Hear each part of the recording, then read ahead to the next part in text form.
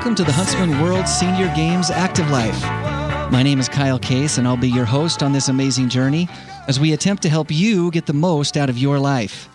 Joining me in the studio today is my co-pilot, Andy Groft. Andy, how are you today? Doing great, Kyle. Glad to be here. Good. Well, thank you for being here. It's always a pleasure to have you here with us.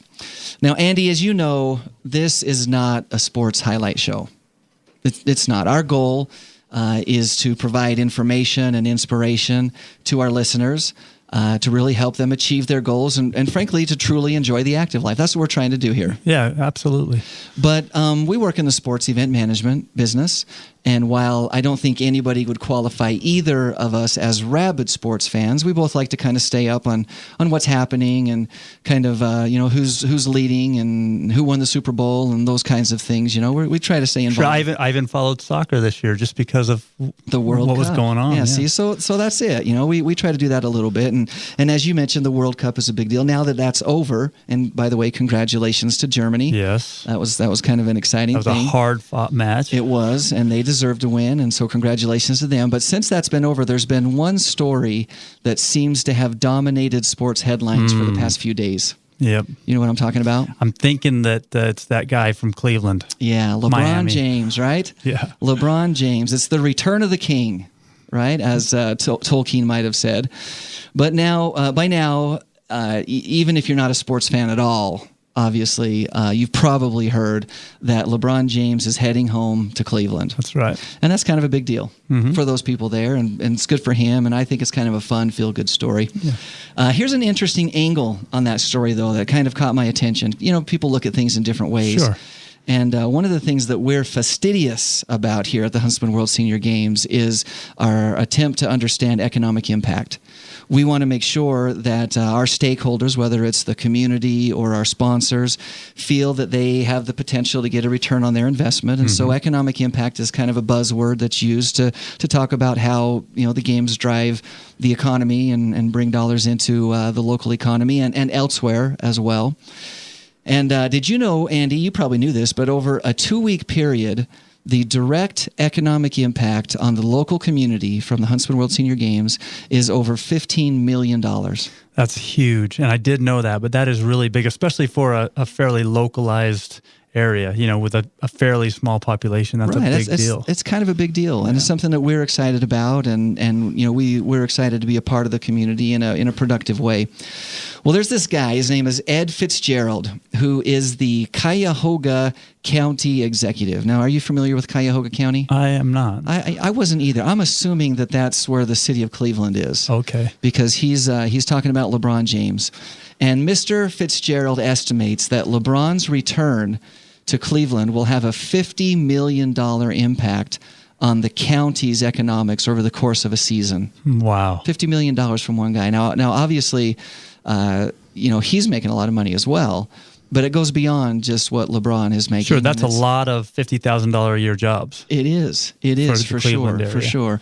So they figure that most of the estimated impact, the $50 million, will come from higher ticket sales for their home games, which makes sense. And they've done some tracking to see, what were LeBron ticket sales and then post-LeBron ticket sales, and they're anticipating that, back to LeBron ticket sales will be higher. And with ticket sales, there's more concessions, there's meals at downtown restaurants, there's LeBron James basketball jerseys at the gift shop, and so forth and so on. And it makes sense, right? Sure. With these dollars flowing into the area and then being recycled around, they estimate that the impact on the area will be about $50 million. And just one I find season. That interesting. In a season. Just that one season. In a season. Wow. So I don't know. It'll be interesting. That seems like a big number, but we'll keep our eye on it. I believe it. You believe it? Yeah. I think it might be true. Speaking of keeping our eye on things, joining us today in the radio studio is Dr. Ryan Robison of Southwest Vision. Ryan, welcome. Thanks for having me. Well, thank you for taking time out of your busy schedule and joining us. Dr. Robison is a native to St. George and a graduate from Dixie State College. At the time, it's now Dixie State University. Went on to study at Brigham Young University and the Pacific University College of Optometry. So we're excited to have you. He's a member of the American Optometric. Am I saying this right? Optometric. Thank you.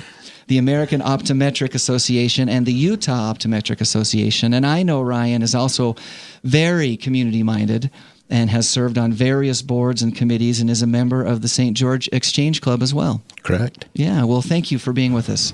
We know you're you. busy, but we appreciate you taking some time out of your schedule to be with us. So we want to talk about eye health and how that affects people in general, and especially senior athletes. But before we get into that, let's learn just a little bit more about you. So tell me a little bit, how did you get into optometrics, and how did you choose this as a career path, and why did you go that direction? That's a great question, because there was a lot of internal debate what to do in life, and sure, there always is. There always is. So, for me, it was a real kind of soul search.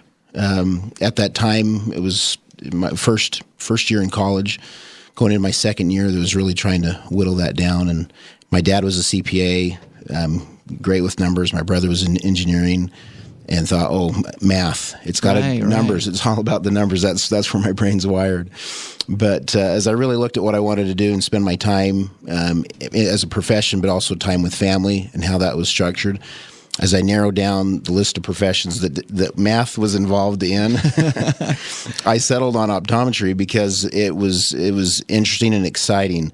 It was interesting and exciting because it bridged a business world with a medical world, helping people in the healthcare field as it relates to eyes. At that time, I got my first pair of glasses too, and so that may have actually pushed me over the edge to actually firsthand see the difference of being blurred and then seeing the light, seeing the leaves and the detail, the leaves on the trees. It's funny that you use trees on the mountain. It's funny that you use the leaves. I use that all the time. Because the first time I got glasses, I was probably 13. Yeah. And I remember telling my mom, "Oh my gosh, I thought that trees from a distance were just a kind of a bulb. Yeah. I didn't realize that they were individual leaves." Well, and over time you forget. Even if you've had good vision at one point, it gradually changes, and in such a slow fashion anyway that you forget. Yeah. And then when it's brought back instantaneously, put on those glasses, you go, wow. Yeah. So it was neat for me individually to go through that, and so as I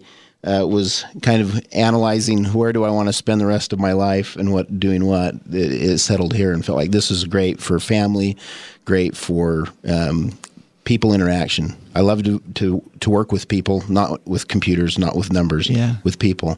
So it gives me a great opportunity to interact and help people. Well, and I think that last thing you said is maybe the most important thing. You get the opportunity to help people. And, there's so much satisfaction in that. Obviously, that's what we're trying to do with the Huntsman World Senior Games as well, is help people enjoy an active, healthy lifestyle and really the active life. And so for you to, focus in and be able to settle on something that brings you satisfaction, from a financial standpoint, and be able to care for your family, that's great. But also to be able to help people is so important. And so that's great. Yeah. So awesome. It's fun and rewarding. I don't have to put my hands in people's mouth and get the drill out. So so it's usually a win-win. Well, and in relation to dentistry, people probably generally walk out of your office happier than they do out of the dentist's office, even when they get a procedure done that can help them in the long run. Well, let's start talking a little bit about the eyes, and tell us, Ryan, what are some common age-related eye problems that people experience as they get older? Sure. Maybe the most commonly understood, talked about, is cataracts. Right, you hear that all the time. Cataract surgery is very common. You probably have a family member that has gone through cataract surgery. But as a general rule, we'll all develop cataracts. We may or may not develop them to a degree where they need surgery. And then how old are we when we need that surgery is very individual. Right. Depends on a lot of different factors, but cataracts, macular degeneration. Before we leave cataracts, because I do want to talk about macular degeneration. You hear a lot about that one as well. What actually causes a cataract? What is it? So when we refer to a cataract, we're actually talking about the lens that's inside the eye. It's a part of the eye that you can't physically see when you look at somebody because it sits right behind their iris. Okay. And when you look at their pupil, that black hole is actually looking through the lens. But for us to look at you, it's black and we can't see it. Right. For you to look at me, you're looking through it. Okay. You're looking through that pupil zone, and the lens is in there helping you focus and accommodate. And through the early years of life, it's helping us to see far whether we need glasses or not, it's doing its part to help us see far. And then we can look up close, and it accommodates, and it gives us the ability to read without any different power. Right. But once we hit about age 40 to 45, that lens has started to change. It's changed in a way that lens can't help us now do both far and near. Whether we have glasses to help us with the distance, when we look up close, now things are blurry, and we're holding things out a little bit further. Right. And that's the stereotypical. It is. Between 40 and 45 is when it starts. Yeah. And it continues to progress for about 10 to 15 years. It just gets gradually worse and worse and worse, to the point where no matter how hard you try, that near focus is just blurry. It's just not there. And for those who are lucky enough to just be able to pick up an inexpensive pair of readers, they'll go through the progressive change of needing a stronger power and a stronger power until they reach a certain point where it hasn't progressed any further, and it's at its limit. But through that change, what's also happening to the lens is it becomes less clear. It starts to become opaque and harder to see through.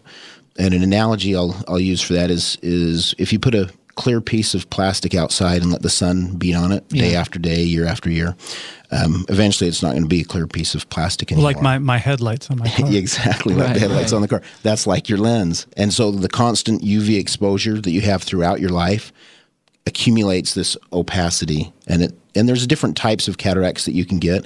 You can actually get some because of medications, and so you have to be careful if you're on a heavy steroid treatment for asthma, for any pain relief, that I can actually create cataract, and you may actually develop one sooner than what's typical. Really? I didn't know that. You can be born with a cataract. But typical of everyone, as we age, the lens ages too, and that's that opacification, and we call it a cataract. Mm-hmm. I feel like I know more about cataracts than I ever have. Absolutely. I'm glad you asked that question. That's all new information to me as well. So, and then he mentioned macular degeneration. Let's talk a bit about macular that. degeneration, very a strong topic. We'll go down and do presentations to Sun River and cover a number of different topics.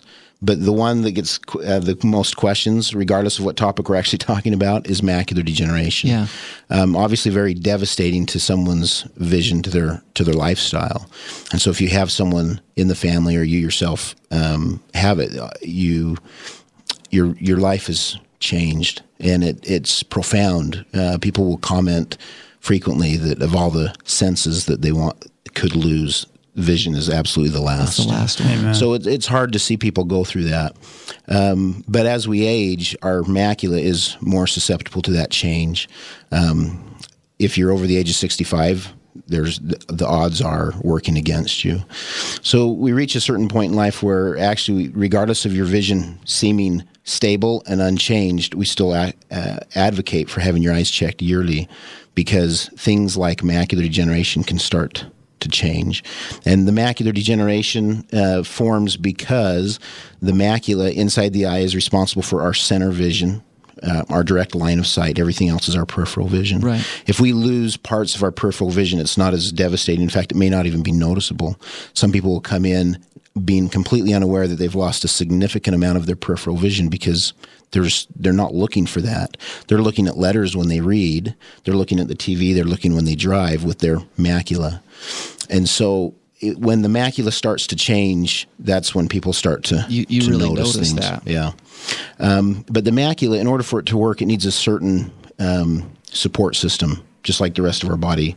The blood, the nutrition is all important. And part of that cycle is receiving it from the blood system, processing it, the nutrition, and then discarding it. And if the discarding system breaks down, that's the degeneration process. Okay, all right. And you can actually, when we look at the pictures of macular degeneration, it's an accumulation of waste material that starts to build up inside the eye. And then the eye starts to respond to that. And you start to get neovascularization, new blood vessel growth. You start to get swelling. You start to get bleeding or hemorrhaging. And the macula starts to go through all these changes, and as a result, your center vision starts to diminish. So now, just so that we don't overwhelm the audience, you've talked about two. Yes, you've talked about two sure. important ones: macular degeneration, which I've heard of, and now I know more about, and also cataracts, which I've heard of and know more about. What are some things that we could do to prevent that? Sure.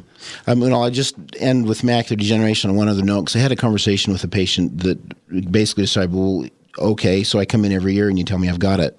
Now what? I can't get my vision back. Yeah, what good did that do me? And the answer is yes, you can get some of it back, depending on how it's going, depending on at what stage you're in. Technology has advanced a lot of things in medicine, a lot of things with eyes, with cataract surgery, with LASIK. But with macular degeneration, it's probably been the most profound research and science and breakthroughs in the recent years, where our ability to treat that macular degeneration can actually give elements of improvement to the vision. In the past, that was not the case. Any treatment we did actually destroyed cells, destroyed retinal tissue to prevent additional loss. But as a result of the laser treatment, it damaged that tissue so that it wouldn't continue to degenerate. So there's some great technology, injections, and new lasers that can actually help. And so the answer to that is getting it checked regularly. Prevention is going to be a big key, because if there's indications that things like that are happening, now let's talk about vitamin supplementation. Yeah, like one of the things when you were describing it to me, I thought two things came to my mind. And remember, I don't know what you know, but just the two things that came to my mind is with cataracts, the way you described it, I thought, okay, UV protected lenses. And then when you talked about macular degeneration, I thought, okay, exercise and nutrition. Am I off? No, you're on. So when we talk about general eye health, we're talking about UV exposure and making sure that we're protected if you're outside in the sun a lot. Wearing sunglasses that have a good UV protection, whether it's straight tint or if it's polarized. The key, though, is that it has a UV block to it. But even with that, wearing a hat, keeping the sun off of your eyes completely. Obviously, we live in a great area, a lot of sunshine. We love to be outside and enjoy it, especially in the fall, the winter, and the spring. But the exposure that we get can be high. So some of the things that can happen because of the UV is the cataracts directly and macular degeneration. And as a way to prevent that, simply just wearing sunglasses when you're outside will make a difference. Now, was I wrong in assuming that, exercise because of blood flow and nutrition because of vitamins and that type of thing, that does help? Or it does help. It makes sense. Because it makes sense. It works for other things. So diet and exercise go a long way in the body and in the eyes as well. So when we start talking about controlling macular degeneration, cataracts is a little bit harder because we're talking about a lifetime accumulation. Sure. And when we talk about being able to control or our goal to prevent additional macular degeneration development, the vitamin supplementation, diet, exercise is all geared to prevent additional loss, not to recover healthy cells. And then maybe my last quick question, Kyle, on that is, what about just safety? For example, I play racquetball, or what about the concept of glasses that will keep me from getting trauma to my eye? Sure. So obviously, racquetball, small ball moving fast, can be pretty vicious. Small ball moving fast and eyes are not necessarily don't go best well. friends, right? They are not. Obviously, if it's a basketball blow to the head, it's not as severe as a baseball, golf ball, racquetball. But racquetball, close proximity, moving fast. So in that particular case, absolutely you shouldn't really be getting in the racquetball court without goggles. But even basketball, I remember Kareem Abdul-Jabbar, he always wore them because he got hands. So when we talk especially about basketball or even volleyball, people will wear sport goggles for maybe two main reasons. One, they need prescription. They need to be able to see, and they don't do well with contacts. So contacts aren't an option. And so it's glasses. But when you're involved in sports, typical glasses like the one I'm wearing are actually a safety hazard, because if the ball hits this, between the lens chipping and breaking or the frame breaking, I could get a cut or puncture. Really create some so issues safety goggles, safety glasses are an important part of sports, so that if they do take a blow, they aren't doing damage. Excellent.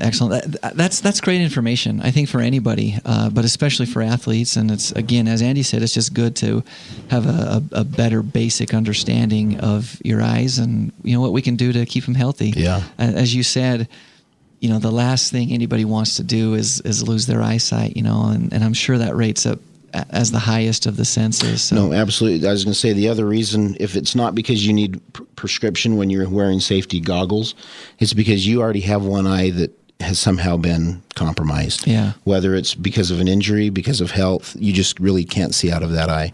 in those cases, when you do wear glasses,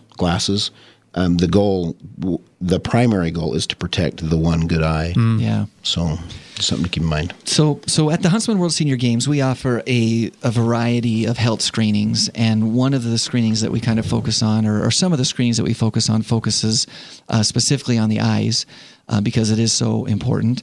And Ryan, you've been involved in helping us with some of those over the past years. Maybe you could talk just a little bit about maybe one of the success stories that you had, or a memory that you had where you felt like, man, I made a difference for that person in education or help or whatever. Just a memory that you have with the games. The games in general, it's incredible to go down there and help all of those athletes. Very gracious people, and it's a lot of fun. Meet people from all walks of life, from all different parts of the country and the world, is incredible. I'm always amazed because we will sit down and we take digital pictures of the inside of the eye, and we'll review it with each athlete. And we see a lot of disease, and we hear a lot of people say, "I'm already being treated. I just wanted to." Just a second opinion. Get a second opinion. So it always is interesting. But then we will have some that literally you look at it and you'll assume it's one of those cases that they've already been being seen and getting treatment. And so when you start that conversation and they're not, either because they haven't been having their eyes checked regularly, or they did, but they went somewhere that was really about getting a new pair of glasses and not about checking the health of their eyes. Right. And in those cases, we may email the pictures to them so they can take it to their eye care professional. We may actually send them over to our office here in St. George and do additional testing that they don't get where they're from, so that they've got a better understanding of how severe their particular situation is. And so we've had... almost every year, we have had at least one patient where we've either sent records to their doctor, started them on a drop medication with records to their doctor, where you're just finding these people who need help and they're not getting it. Wow. So it's... That's great. I mean, what a great success story. And as we said at the very beginning, what an awesome opportunity to just help people. And that's really it's what a lot of fun. About. Well, thank you very much, Ryan, for being with us today. That's about all the time that we have, but we really appreciate Dr. Ryan Robison of Southwest Vision joining us today. It's been very informative for me, for sure. Well, good. Thanks. Maybe Thanks we can for have you having back me. sometime. I appreciate it. It would be nice to have you back, because likewise, I felt very informed, and time went by so quickly. Yeah. I'm glad I didn't put you guys to sleep. No, not at all. Not at all. Well, hey, don't forget to tune in next Thursday and every single Thursday at 4:30 p.m. at 1450 on the AM dial or FM 93.1, where we'll continue to explore the active life. If you've missed any episodes of The Active Life, be sure to check out previous episodes right from our website at www.seniorgames.net. And that's also where you can learn more about the Huntsman World Senior Games, and also where you can register to compete as an athlete. It's worth mentioning that early bird registration will end on August 1st. So don't wait. We're running out of time. You can save yourself a few dollars just by taking advantage of that and registering today. If you have any questions about the games or today's show, or if you have a suggestion for future shows, be sure to send us an email at activelife@seniorgames.net. That's activelife@seniorgames.net, with everything spelled out. And finally, a closing thought for your day. Old age is not so bad when you consider the alternative. Oh, yeah. So until next Thursday, stay active.